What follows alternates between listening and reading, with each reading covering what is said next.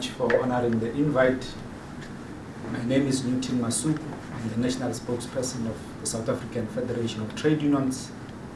And I will quickly introduce, we are a bit behind on time. I'll quickly introduce the comrades on the table there so that we can begin the business of the day. On my immediate left is Bafana Shabalala from the YNITU Trade Union. And then immediately after him, next to him rather, is Mangatongo, also from YNITU. And of course, the General Secretary of the South African Federation of Trade Unions, Comrade Zwelinzima Vavi. And finally, Ms. Makwale. And I hope I'm pronouncing your surname correctly. Yeah. And with that, just 2 items on the agenda today. The first one will be the explanation, one, of the crisis that has been recurrent in YNITU itself. But secondly, of course, the administrator report, because it had been placed under administration due to maladministration of funds, malfeasance, corruption, and all of that. And that will be detailed, of course, in the presentation to be given by Usmanga. But also, the second item, of course, will be the jobs bloodbath. SAFTU will put forward through its General Secretary the outcome of its extended campaigns committee, which sought to, one, diagnose the problem of job losses in the country, but two, and perhaps most importantly, to pave a way forward on what ought to be done. So without wasting time, over to you, Comrade Svan. Okay. Good morning. I will read the joint statement of SAFTU and YNITU on the YNITU's administration, disciplinary outcomes, and the road to a legitimate elective Congress. So why was there a need for this statement? This statement is firstly issued jointly by the South African Federation of Trade Unions, SAFTU, and the Young Nurses in Indaba Trade Union, YNITU, to brief members and the public on the following: the disputed 2021 Congress and governance crisis in YNITU, the lawful intervention by the Registrar of Labour Relations and the courts, the administrator's findings, the disciplinary processes and outcome concerning the former General Secretary, and the reform roadmap towards a legitimate elective Congress.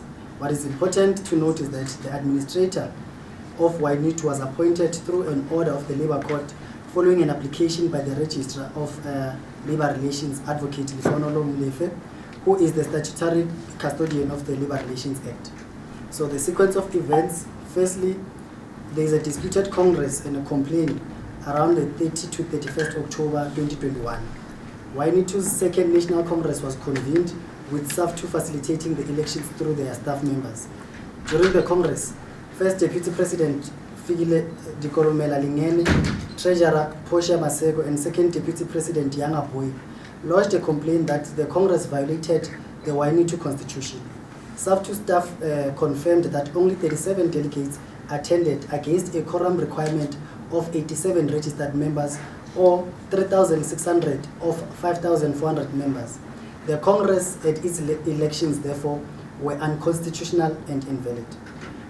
Then, subsequent to that, the SAFTU National Office Bearers resolved that all decisions of that Congress were invalid. A new elective Congress must be convened in strict compliance with the Constitution of the Union, and then SAFTU would assist in drafting a new constitution to correct the weaknesses. And then once a valid Congress is held, new leadership and the NEC must be constituted. And then following that, the NEC endorsed the NOB's interventions and resolved that both leadership factions must exercise discipline, both may attend the Central Committee as observers only, and SAFTU must refrain from premature recognition of either the factions. A clear policy must be developed to guide interventions and affiliation. Then the SAFTU Central Committee that sat on the 1st of December 2021 endorsed the NEC's decision and established a task team to mediate. On the 10th of December 2021, the task team convened, but the faction led by Lerato Mthunzi and Rich Sikwina boycotted the meeting. They did not acknowledge the communication and failed even to apologize. The task team expressed disappointment but confirmed its readiness to continue engagements. Further to that, the Labour Court Administration Order and Appeals. After the continued breakdown, the Registrar of Labour Relations applied to the Labour Court for YNITU to be placed under administration. The Labour Court granted the order, placing YNITU under administration and appointing Mr. Gerald Foslo as the administrator. The Mthunzi Sicina faction appealed to the Labour Appeal Court, which dismissed their application and upheld the Labour Court's ruling to put the union under administration. They then sought leave to appeal to the Constitutional Court, which was refused. The court consistently affirmed that administration was lawful, necessary, and in the interest of YNITU's members, constitutional compliance and worker democracy. And then the administrator started with the administration.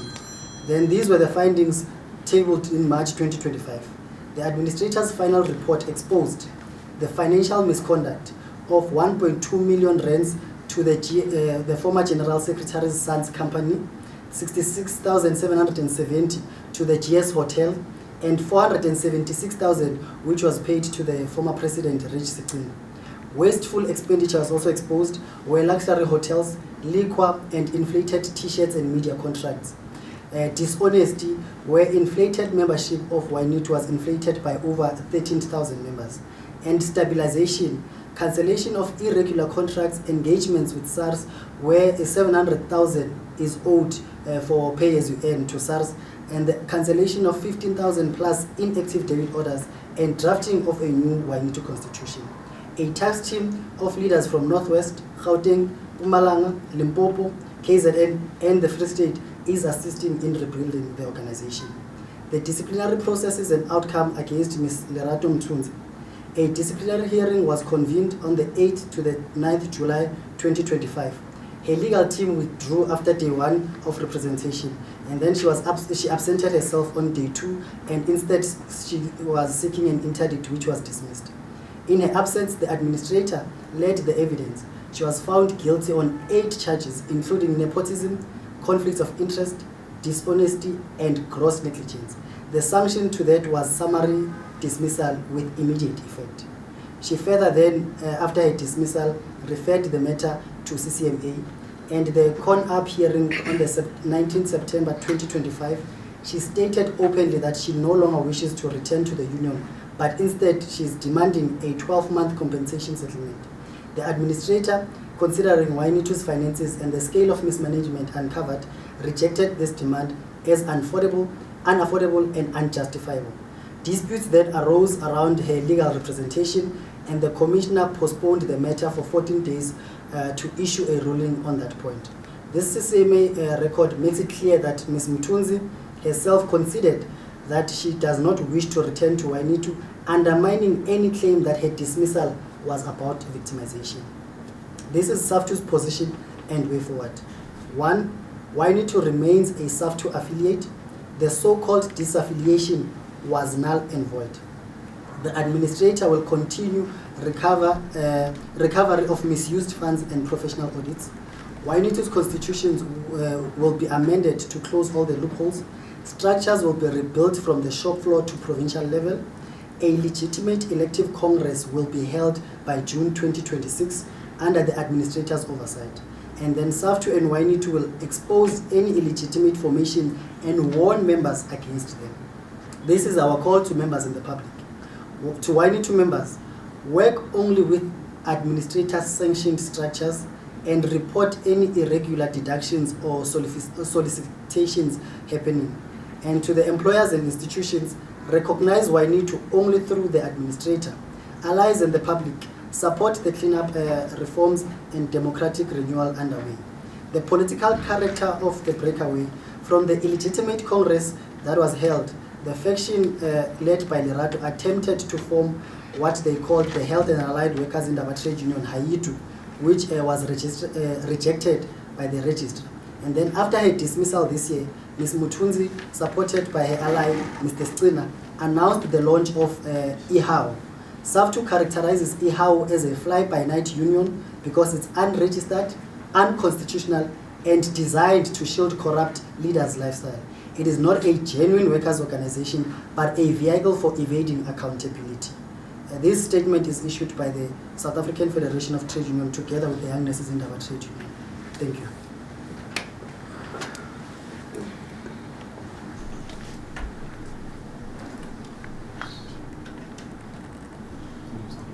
Yeah, no, but we'll immediately go over to you. Then we'll take the questions, all of them together, because we create chaos if we were to say questions on the first item and the second item. So over to you. Thank you very much, Newton, Masuku, and thank you very much, members of the media. So let me read and summarize a statement of the SAFTU's campaigns committee that we held on the 16th of September 2025 through hybrid and as well as through comrades who came here in physical attendance. We were 70 of us in the meeting. And that meeting was under the stewardship of the acting president of the Federation, as well as the second deputy president, Comrade Musima Mariti, who opened the meeting, welcomed everybody, and emphasized that what SAFTU and the rest of the trade union movement, as well as the broader working class, was facing was a life and death gathering for workers and the class, as our country is facing the most profound crisis since the end of apartheid. And she said, and I want to quote her, workers are being slaughtered by retrenchments, hunger is spreading like wildfire, our hospitals and schools are collapsing, and the government of the National Unity has chosen austerity and privatization over the lives of the people. End of that quote. She went further to warn, and I quote agreeing, when mothers cannot feed their children, when cancer patients are sent home to die, when young people are denied jobs and hope, this is not hardship. It is death imposed by neoliberal policies. End of quote. We discussed the job loss bloodbath. We took a report from our unions, starting with the NUMSA, which reported about the closure of Goodyear tires in Kariga, which have destroyed over 900 jobs, excluding hundreds, if not more, or than 400 in the value chain. NUMSA reported about the looming restructuring at ArcelorMittal and how it is going to affect the rest of the industries. And we estimate that over 100,000 jobs in steel, mining, transport, logistics, and engineering will be lost through the closure of ArcelorMittal. And NUMSA reported that through a strike action, they have saved 40 jobs at Max Steel, and FAO, another union also in the coal phase of these job losses, reported about the tendency by the companies that have gone through measures approved by the Competition Commission to, once the 5 years have lapsed, which is the conditions approving the measure that there will be no retrenchment, the companies then, after the 5 years, embark on mass retrenchment, left, right, and center. We made an example, or FAO made an example about SAP, AB, InBev, and Heineken. Distal measures, Coca-Cola, all of them approved. But immediately after the 5-year condition has passed, then the workers see job losses almost yearly. And Kiwusa, another SAFTU union, reported about the closure of Plascon in Durban and the retrenchment in Protea Chemicals affecting between 300 and 400 workers. Also, the once mighty Bukune mine, which employed 12,500, is again facing closure, threatening thousands and thousands of jobs. And Kiwusa proposed a bold escalation under the slogan that says, they take our jobs, we take our factories, or their factories and mines. They demanded that the government bailouts must serve workers and communities, not corporations, and call for political and material support for factory and mine occupations. DIPACU, another union facing the massive assault by the post office, reported that from 13,000 jobs left only last year, a further 5,000 was slaughtered at the beginning of this year, and that as we speak, there are fewer than 5,000 jobs in the post office. More than 350 branches of post office have been closed, cutting working class communities off the basic services like pensions and postal services. In addition to that, DIPACU reported that the ICT sector as a whole is under fire of job losses, the example being the APSA Silverton call center, which retrenched over 800 workers. We added the fact that, as we all know, that this slaughter, these retrenchments, this job loss bloodbath, has been going on in our country since 1994 or even before that.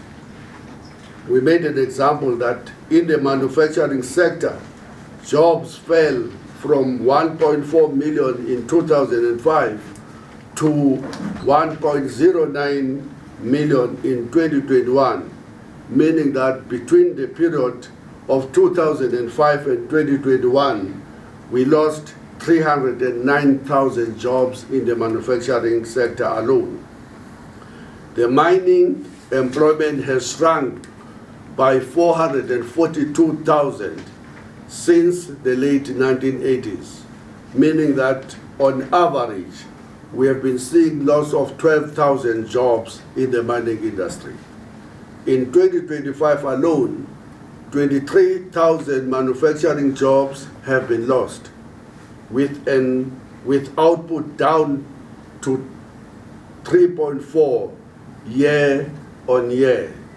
Formal non-agricultural employment has fallen by 95,000 year on year to March of 2025.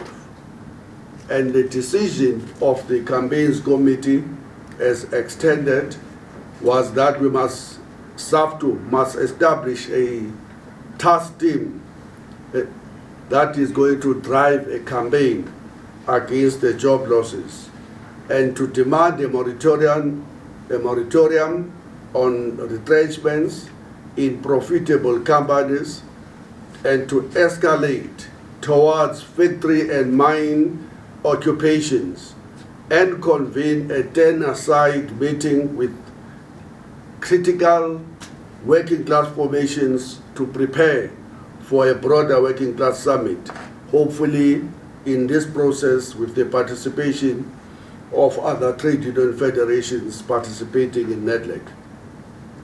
We debated the crisis of hunger, a weapon of class war. We took a presentation that showed that 20 million people in our country go to bed hungry every night, and that 10,000 children die each year from malnutrition. The reality is obscene. 30% of the children are stunted due to chronic hunger. Workers who grow and package food cannot eat it. Retail workers earn around 2,000 to 3,000 rands a month, whilst the ShopRite CEO pocket over 50 million rands in 2024.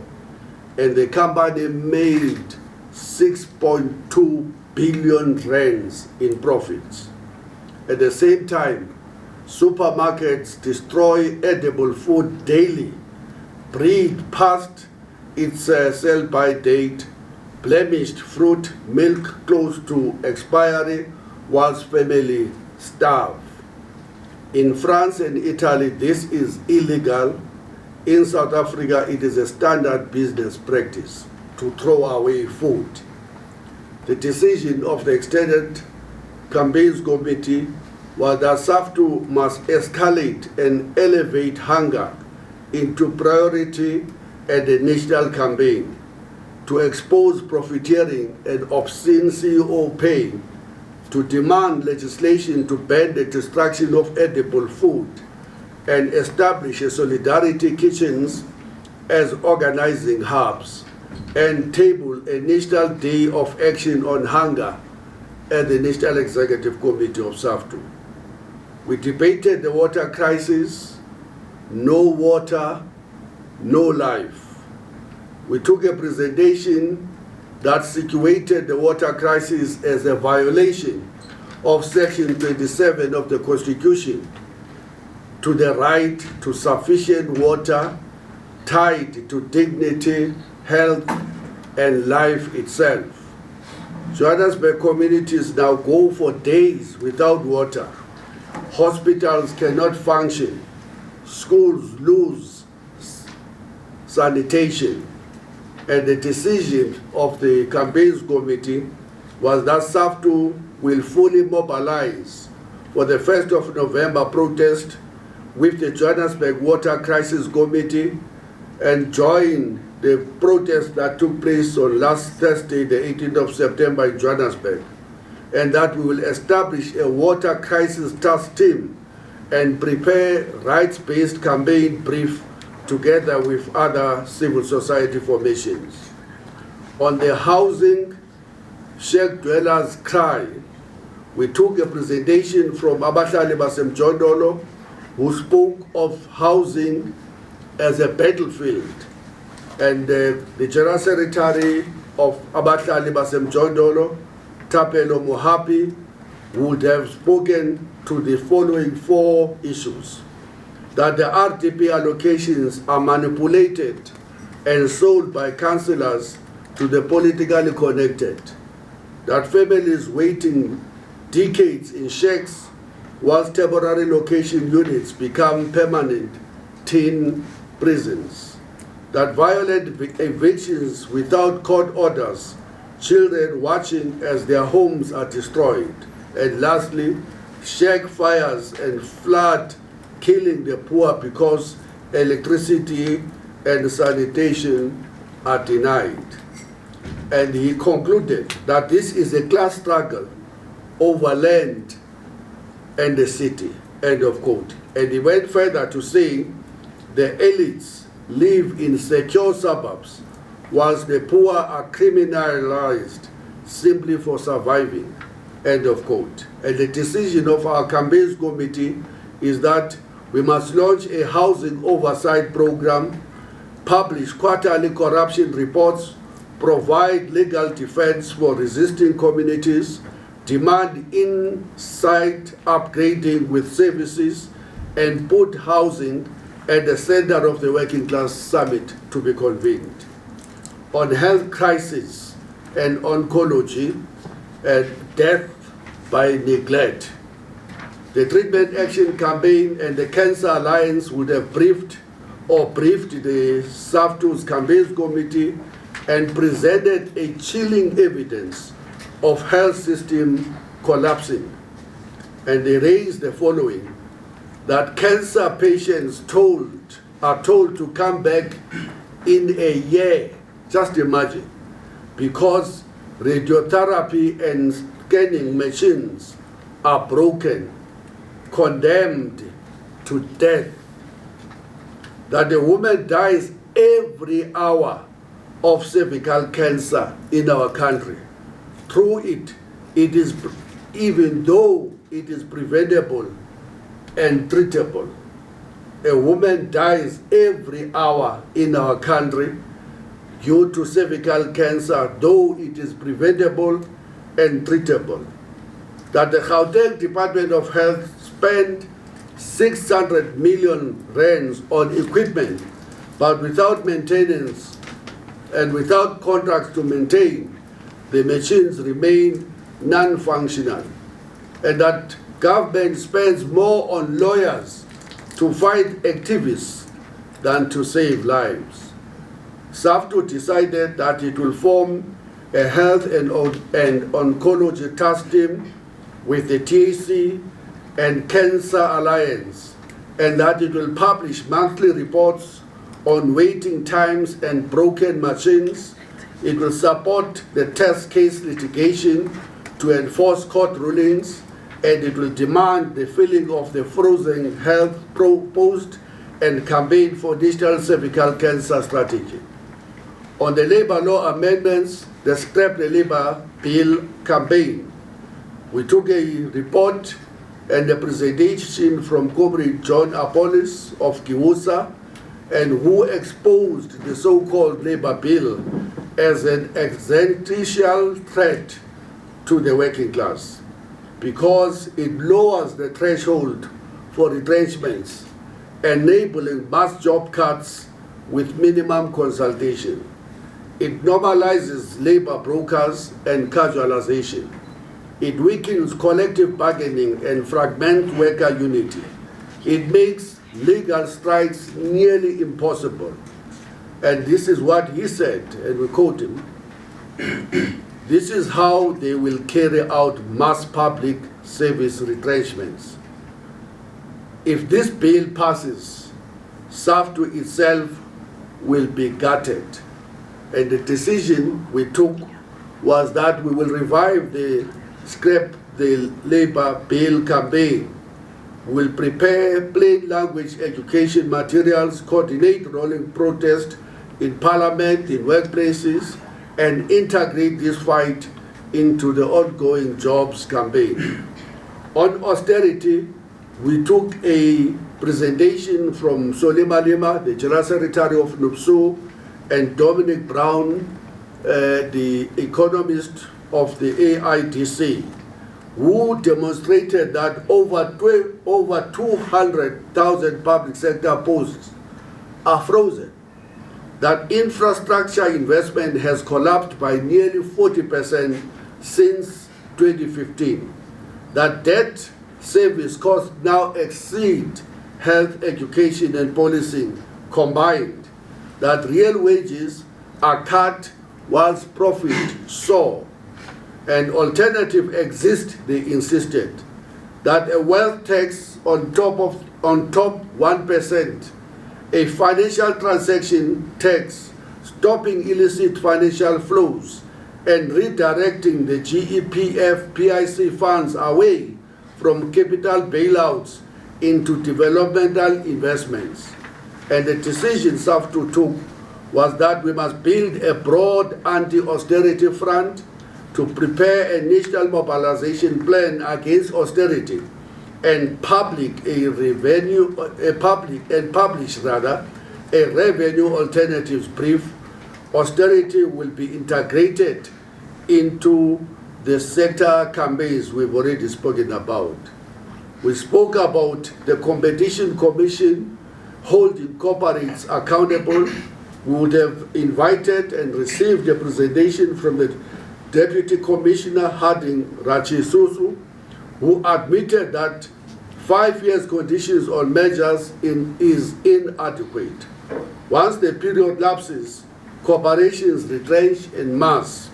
And the decision SAFTU took was that we will host a case preparation clinic with the Commission to compile sectoral dossiers beginning with food, beverages, steel, retail, logistics, and ICT, and campaign for a 10-year non-retrenchment clauses, a mandatory local investment, and an independent compliance monitoring. So the consolidated program of SAFTU going forward is as follows. 1, we will establish a central task team against job losses to coordinate rapid responses, solidarity, legal strategies, and occupations of the factories and mines. 2, we'll elevate hunger, water, housing, health over the country to protest against the water crisis. 4, will escalate rolling protest at Parliament and government offices to protest against the attacks on the working class using the labor law reforms. 5, we will convene an urgent turn-aside meeting with critical civil society working class formations leading to the broadest as possible working class summit to be convened with COSATU, FEDUSA and NACTU. 6, we will publish quarterly reports exposing corruption, retrenchments and health failures.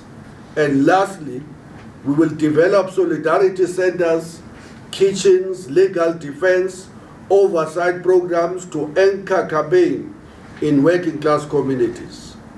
And in closing that meeting, the General Secretary of SAFTU would have said that this meeting revealed one interconnected crisis with many phases: hunger, job losses, water, housing, health, austerity.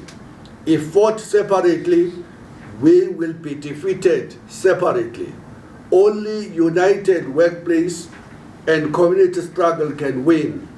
Our program of action must proclaim people before profits, jobs, food, housing, health, and dignity for all, end austerity and privatization, power to the working class, power to the poor. End of that statement. Thank you.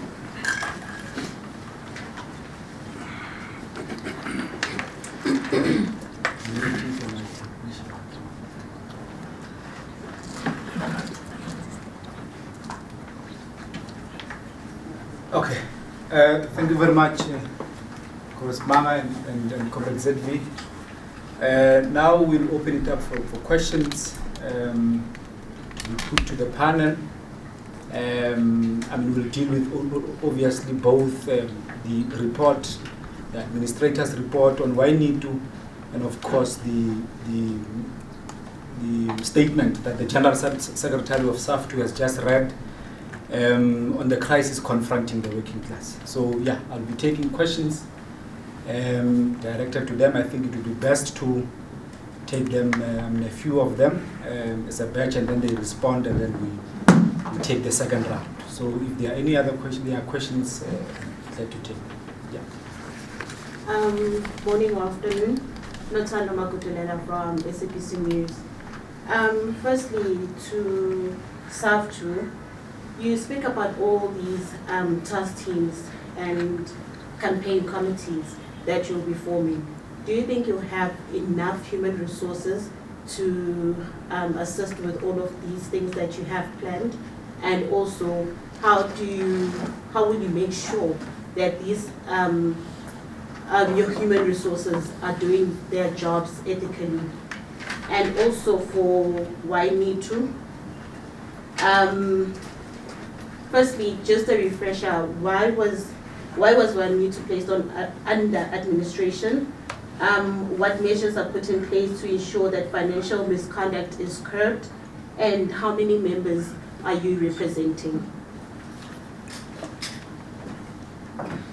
Yeah. Okay. Thanks for that. Second question. I think we'll take each round will consist of 3 questions, so that they are not overwhelmed, but also the thing does not turn chaotic. Is there any other question, colleagues? Second round. Second round. Yeah. Okay. Over to you. Let me start, and you will follow. Sure.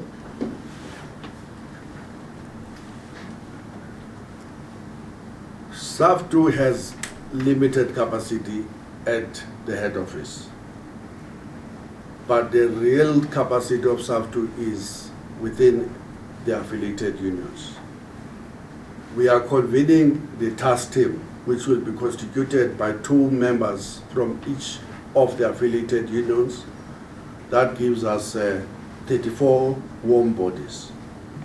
We're convening that task team together with 1 member of SAFTU's steering committee at each of the 9 provinces. That gives us 43 warm bodies. It is those warm bodies, 43 of them, that will be responsible to drive this campaign at every local, regional, provincial, and national level. So it is they that will drive the campaign. With the first meeting of that task team is on Monday, the coming Monday, the 29th. And thereafter we will convene the 10 aside strategic SAFTU and critical civil society formations, abahlali basemjondoli, the housing crisis, the water crisis, the TAC health crisis, Cancer Alliance, and others, to prepare to engage with the rest of the working class, including to engage with the COSATU, FETUSA, NACTU, so that we can broaden the frontiers of unity going towards a broader working class summit. And we're saying that working class summit must be as broad as possible. It must include every component of the working class, out of a realization, and let's repeat this, I always say this as a religion. SAFTU standing on its own simply does not have the power to even shake the system. None of the current trade unions standing on their own have the power to shake the system. Even when combined, all of the trade unions in South Africa standing on their own simply have no power to shake the system. Only a united working class, broader than the trade union movement, have a potential and a possibility of shaking the system. Only when we can unite the workplace struggles with the community struggles and make them a single working class response to austerity, crisis of capitalism, and the current carnage of job losses, healthcare crisis, water crisis, cancer crisis, criminality, you name them all, the crises we are facing. So that's why we're building afresh. And hopefully our members will believe in this unity that has become so critical for us to survive. So that's why we believe that if we embark on the program we've already announced, then we will succeed. About the YNITU question you were asking? Just a refresher on why it was placed under administration. Oh, okay. Yeah. You want to answer that, Bafana? Yeah. Thank you. Or any of you could. Can you please just give the mics? The mic. Yeah. The refresher would take us back to 2021, where there was a congress that was held by YNITU, which was not in compliance with the YNITU's constitution. So after congress, the union must submit the resolutions of the congress to administrator.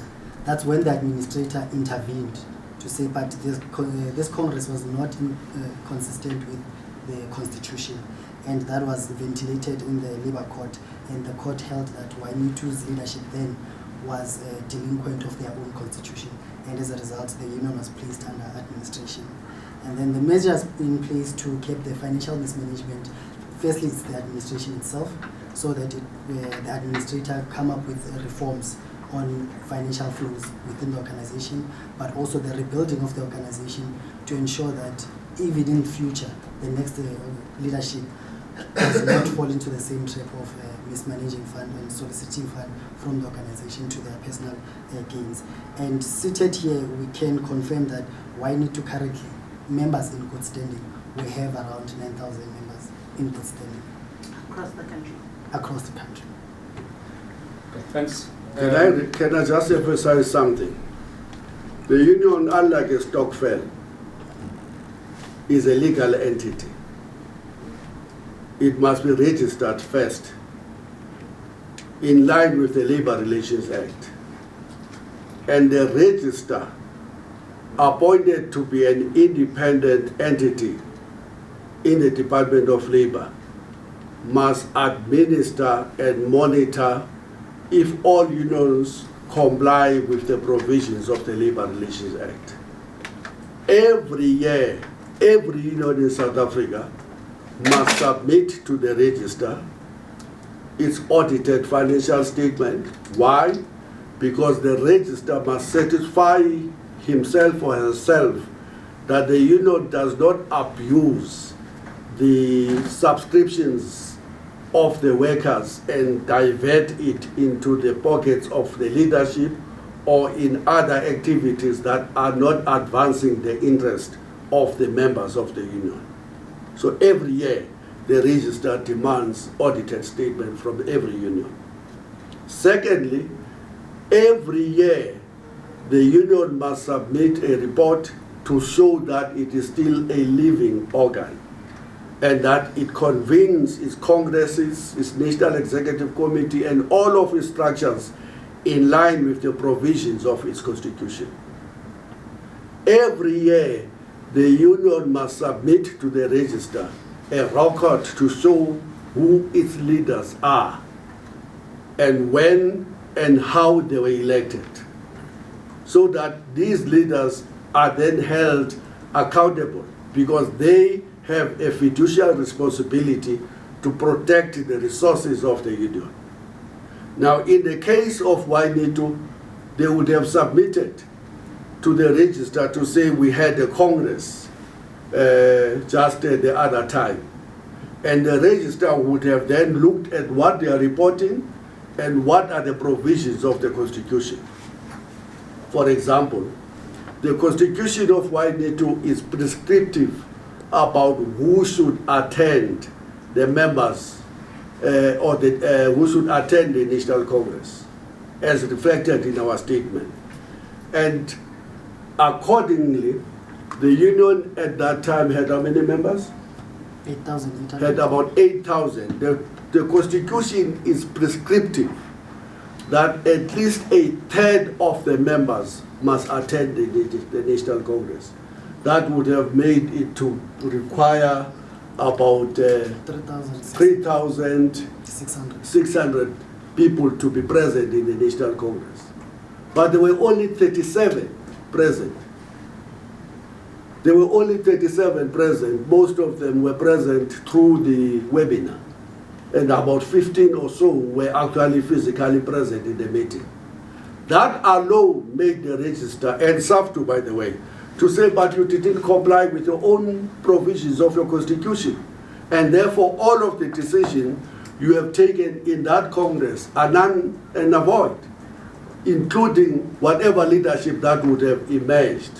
I'm not going to go to other issues. One of the issues, for example, critically important, was that the comrade who had stood in the Congress to be the General Secretary was no longer a worker in her workplace in the form of Mrs. Lerato Mtunzi.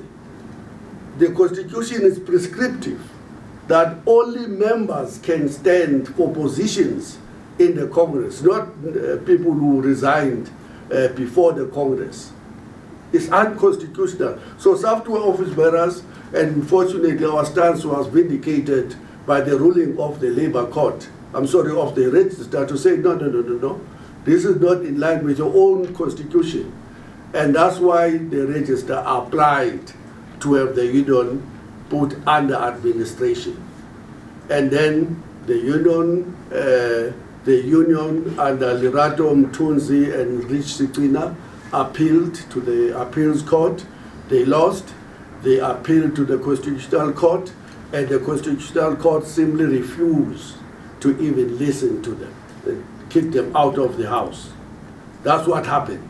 They can say whatever in the social media to mislead people, but that's actually what happened. We are now circulating to you the report of the register and the administrator of the union.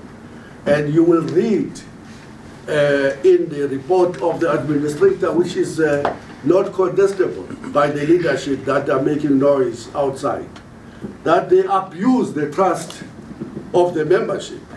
And the statement summarizes what they would have done, and the details are in the report of the administrator now in your position. The statement we are reading to you is just a summary of a bigger rot and corruption on the part of Lerato Mtunzi and Rich Sikwina. Here are the highlights. The report indicates that she would have approved with that leadership that a cool 1.2 million rands of hard-earned workers' money be paid into her own son's company. Clear conflict of interest. She would have approved a 66,770 rands to pay a hotel that she owes. She would have approved a wasteful expenditure, a cool 40, for liquor alone, Oh, for liquor. 40,000 rands in a liquor bar in some very, very five-star hotel. From Umhlanga, Belito, to the best you can get in Cape Town, the 5 stars you can find in Johannesburg, all of them under the excuse that they were recruiting, spending thousands and thousands of workers' money. And she would have dishonestly inflated the membership of the union by 13,000 rands, and that the union was dying. Contrary to the big mouth, the union was dying if you look at its reserves, owing thousands and thousands of money to SARS and servicing inactive debts or debit orders, you name it all. Absolutely chaotic. And that's why the register said no, not under the Labour Relations Act. In a stokvel, you can do that, but not in a registered union. In a registered union, if you don't comply, you will be put under administration. It doesn't matter how loud you speak. But if you do not comply with the provisions of the Labour Relations Act, the registrar has a responsibility to act against you. They can call that conspiracy theory, what, but South Africa is not a banana republic, and that's why we're making a point that this how they have created is a typical fly-by-night union, not registered, no constitution, no accountability structures, just an ability to collect dues from the members. It will not be registered, not under the current provisions of the Labour Relations Act. It will remain a stokvel to mislead workers that they can be represented when they're in trouble, when that institution will have no legal standing in any bargaining structure to represent any worker. So any worker can join because South Africa's constitution guarantees the freedom of association to every worker. Fine, you can join, but you will have to understand that you belong to a stokvel, not a union. Thank you very much, Nobal. The round 2 is open. You will be the first because you had indicated earlier that you covered round 2. You want another bite? Yeah. All right, sir. Thanks very much. My name is Cliff from Jacaranda FM News. Good afternoon. So I just want to ask the SG to say, recently we have seen people being retrenched left and right, and the food inflation has risen, and the question therefore is, why do we see this dearth amongst our community of not rising to the occasion? Why don't we see them in the streets like we used to in different years ago? So maybe would I be right to say, is this the absence there of front like SAFTU and other community formations? Because at the end of the day, these are workers. And on national issues, maybe what is your reaction to the commission that is probing the corruption in the police? And lastly, what do you think of Helen Zille being the mayor of candidate for the mayor of Johannesburg? Thank you. Thank you very much. Just 2 more questions. Will Lerato and partner be facing criminal charges following evidence of fraud and corruption? And also, Mr. Bagi, are you not worried about losing members and the unions failing following the recent mass retrenchments? Yeah. Let me start with the Jacaranda news and say the source of our problem is the system of capitalism itself. It is not designed to meet even the most basic needs of workers, the marginalized majority, by its nature.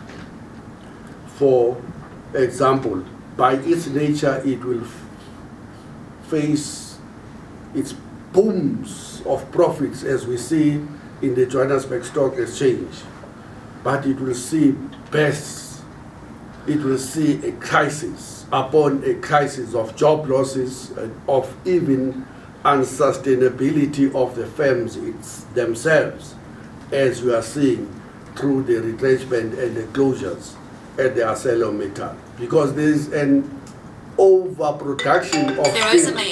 WhatsApp audio. There is an overproduction of steel all over the country, all over the world.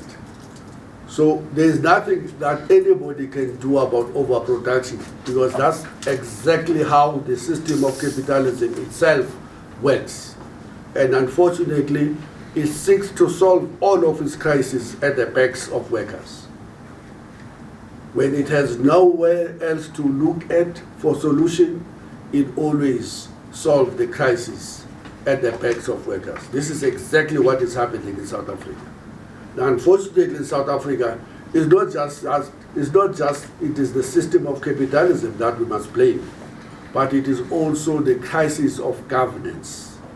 It is the crisis of austerity or unfortunate wrong policies adopted by this government, the neoliberal policies that favor the big capital in the main, and that undermines the core constituencies of the liberation movement, which is the working class.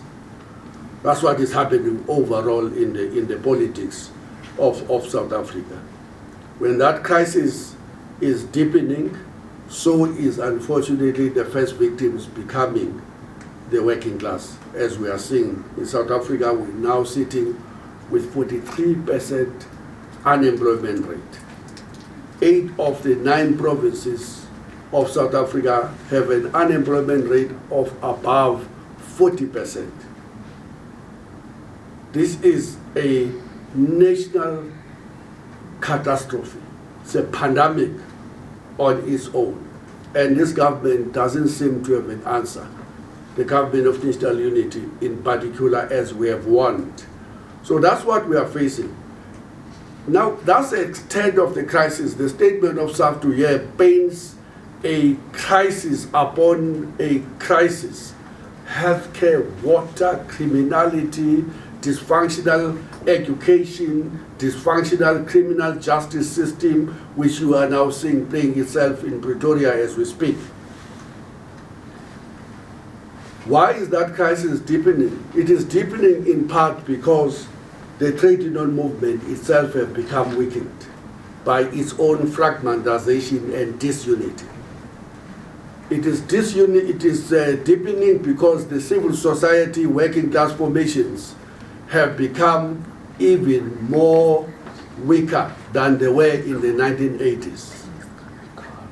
Now, in the crisis of want and competition amongst the workers, you're going to see all manner of rise of new phenomena, including the rise of the phenomenon of xenophobia.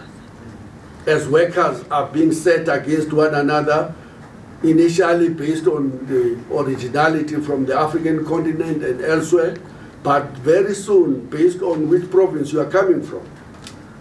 You're going to have to learn to be divided and to fight against one another because there's scarce resources to survive in the big cities. be it in Johannesburg, Durban, Cape Town, everywhere, including Gqeberha in Port Elizabeth. So when that crisis is so engulfing, you will see a rise of new movements that are based on the crisis, such as the Operation Tudula, the rise of xenophobic political parties, such as the Patriotic Alliance, and you name them all. They are a product of this crisis that is facing the working class. They appear to be providing solutions that are really not solutions to the crisis we face. The crisis we face is a crisis of capitalism, and it is a crisis of mismanagement and misgovernance, neoliberalism, austerity, and inappropriate economic programs that will never solve the crisis we inherited from colonial and the apartheid era. But instead of focusing on that crisis, the new movements will divert attention and scapegoat and to the migration to say that's your crisis. If you can block all the borders to make sure that nobody comes into South Africa, you would have solved the crisis of dysfunctionality of the state, or of the crisis of 12.6 million people who are unemployed, or 62% of the youth that is unemployed. False solutions to a deep crisis that the working class is facing. So that's what we are dealing with here broadly. The weakening trade union movement that used to represent 40% in 2007, that now represent a mere 24% of all employed workers in the society. SAPC is going to be retrenching without any defense from anybody, because the trade union movement at SAPC has weakened. So has it weakened everywhere else in society. The attempt by SAFTU to establish the task team, to reach out to other federations, to build the bonds and unity with the rest of the working class, is a desperate attempt to rebuild a front that once existed in the 1980s that is accredited for making South Africa ungovernable, which delivered the 1994 breakthrough. We need another revolution. We have repeatedly said so, without shaking the system and the systemic roots of the crisis we are facing. Unfortunately, we will hold these beautiful press conferences, beautiful words, but the crisis will simply continue to deepen. Now, the Commission is a product of the crisis of governance, as you see it in Pretoria. Typical issue that we're speaking about here. Our criminal justice system is dysfunctional. The chances of you and your family receiving justice for the murder of your cousin, brother, mother, father, you name it all, in our country now is 14.5%. That's our conviction rate for murder. The South African police have lost 50% of its capacity to detect murder between 2000 and 2022. Nothing to do with migrants. It's a systemic failure of government to address even the basic responsibility to provide protections to the citizenship. That's what we are dealing with. So what we're hearing there is just a small window to the broader crisis of a collapsing criminal justice system that is being overrun by corruption, by cronyism, and according to General Mkhwanazi, the drug lords have found their feet inside the system and they are managing it to their best advantage. That's what is happening in Pretoria. SAFTU was amongst those that called for the establishment of that commission. We are happy that it is taking place, and we're happy that General Mkhwanazi was given 3 days to put the country into the picture. And we know that the rest of other people who are being accused will be given their own chance to respond to debate if they can debate what he says with evidence. But he seems to have hard evidence that he has presented to the commission. We want to see what the others that are being accused are going to come and say in that commission. But this may be a very important unraveling of the system of dysfunctionality itself. If the president, that's where our crisis is going to be, if this president will ever implement the recommendations of that commission. About Helen Zille, it was only this morning that I tweeted something very painful, and I want to read what I tweeted. I said, I warned years ago, the own goals being scored will one day bring us to the horror of saying President Zille. Those who were here for some time will know that I said this in April of 2011 when addressing a NUMSA bargaining council. I would have repeated the same warning in the May Day of that year.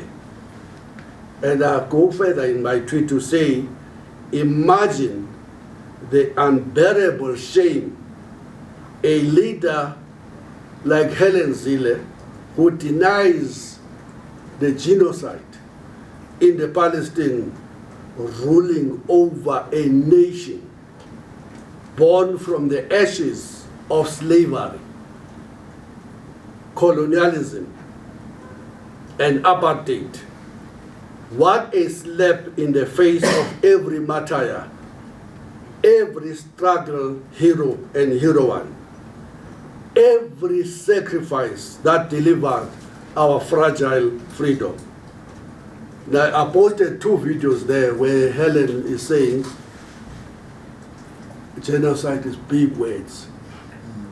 She doesn't know if it is happening in Gaza and in the broader Palestine. Goodness me. She knows that she's lying. The reason why she will not call it what it is because her funders, the Zionist lobby that is propelling her to become a mayor in Johannesburg, thanks to the own goals of the ANC, will not like a statement that she endorses the United Nations 2 reports now that says there is a genocide being committed in Gaza. That's what these own goals have delivered to us to. People forget about Gaza and solidarity and how we want our democracy when they have no water. I was visiting a suburb in Kensington on Sunday, seeing my old friends. They told me that there have been no water in the upper side of Kensington for 25 days in a row. Just 25 days. When you create that crisis, unfortunately, you drive the voters right to the hands of Zionist, apartheid, Zionism supporters. That's what you do. The own goal can deliver for the right wing. And that's unfortunately what is happening in South Africa today. And thank you. I've already answered your question about why are we in this deep crisis. We're in this deep crisis because the trade unions themselves have scored their own goal. This what we are dealing with here in terms of the YNITU is an own goal. And the trade union movement have been scoring this own goal with intensity in the run-up to the Marikana massacre, where shop stewards were turned into being the HR managers of the mining bosses who hire and fire workers, who misrepresent them, where unions are not training their own members on their own constitution, leading to them being misled by every crook in the world. And some crooks really genuinely believe that the trade union movement itself represents the 4th coach of the gravy train. There is a first coach, national parliament. There's a second coach, provincial government. There's a third coach, the local government. And there are some people who are wanting to turn the trade unions into the fourth coach of looting and of putting the whole union movement as a feeding trough for the elites masquerading as trade unionists when they themselves are the ultimate thieves and disordered people who are discrediting the trade union movement to the rest of society. So when workers will read tonight that these militants have diverted 1.2 million rands to their family businesses and more, there is reaction most of the time will say, batho bana ba tshwana kaofela, baetapele ba rona ba tshwana, ba ya utswa kaofela, referring to us as the trade union movement. And that's why SAFTU takes a stance to say, not in our name. We have adopted 9 principles as the federation when we formed. 4th principle says we will strive for self-sufficiency and we will oppose corruption inside our ranks and outside our ranks. And that's exactly what we are doing here by exposing the shenanigans and the charlatans that have crept inside the trade union movement to promise workers new heavens when they know that they want to use the trade unions to eat. There was the question of criminal charges. Yes, the administrator will first get that money back. She's going to have to pay the money. 1.2 million paid to her son's business, 660,000 paid to her own hotel, 474,000 paid as some form of an allowance to Richard Stina. And that's why he's now speaking out so loudly against the administrator, against this press conference, and against YNITU, is because he is directly conflicted by the 474,000 rands she received for doing absolutely nothing for the workers. It was apparently for relocation. So-called relocation to KwaZulu. Just explain this thing. It contributes squarely to what GS is talking about. The maladministrations within the organization contribute to the mess that we find ourselves as a country. So that is why, as the task team at YNITU, we said, firstly, we are going to challenge them. The first thing that we've done, we've removed them. Lerato has been dismissed. But what going to happen from now, we're going to recover the 1.2 million that was paid to her son's account, the 476,000 that was paid to reach Sitina's personal account, it must be paid back. But also we're going to open criminal charges so that we send a strong message to say, not in our name, and even to the future leaders in YNITU and anywhere else to say, we need to build strong, formidable organizations that can challenge the status quo, that can be able to safeguard the workers' struggle, because that 1.2 million can be reinvested and rediverted in ensuring that we don't lose jobs in the sector, in health. So that is what's going to be happening from the testing point of view. Thank you very much. Yeah, the final round. I think I see their afterthoughts. Yes. So thank you very much. My name is Simbai Matsika. I come from the financial services industry, Tiranta Capital. I would like to ask Mr. Vavi and Comrade Vavi, I'm sorry, Comrade Vavi, and YNITU represented the National Task Team. I've seen that all your presentations that we have done, it's a program of action, okay? And for me, as a person in the financial services industry, I'd like to understand how we are going to finance your activities going forward to achieve your goals. That's my question. No, but that's not what we are about this in this press conference. Let's answer that question immediately after the press conference have ended. It have to do with, I guess, your activities in that sector. Yes. And we do agree that the trade union movement cannot survive without what I normally call, and I'm writing something about this, using the power of the numbers to gain more benefits for workers. and please watch the space.